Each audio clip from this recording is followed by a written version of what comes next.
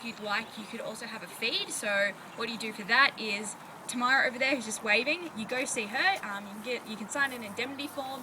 It's $10 for a feed, and it's $15 if you'd also like us to take a photo for you as well. So here at the National Zoo Aquarium, we have two giraffes, as you can probably see.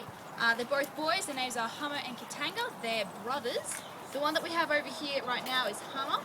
He is older, he's 11 years old. He's the dominant one.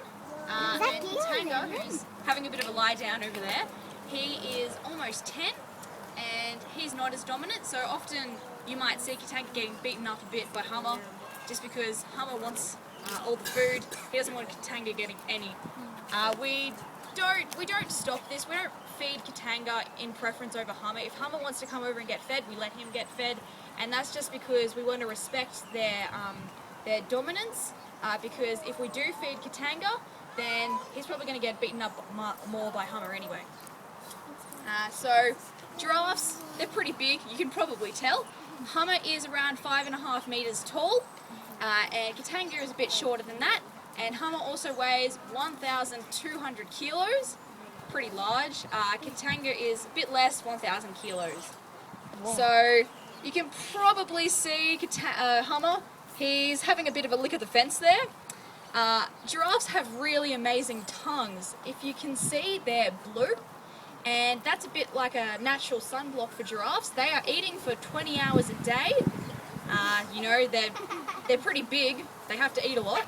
And they have their tongue out for 20 hours in the African sun. So you can imagine that they get pretty sunburned. So the blue actually stops them from getting sunburned. And if you have a feed later and you get a close look, you might actually see that the tongue is only blue up until a certain point, up until about the edge of its mouth, and then it's pink again. And that's because, you know, that bit doesn't get exposed to the sun and it doesn't need that natural sunblock. And you know, one thing you probably do notice about the giraffe, first off, is that it has a really long neck. Very long legs, very long neck. And obviously that is so that it can reach the tallest leaves on the tallest trees in Africa, and it doesn't have to compete with other animals for that. So that is why it is so tall. And you can also probably see that they have some horn-like things on their heads. They're not actually horns. Horns are made of keratin. That's the same stuff that your fingernails and your hair is made from. Giraffes actually have what are called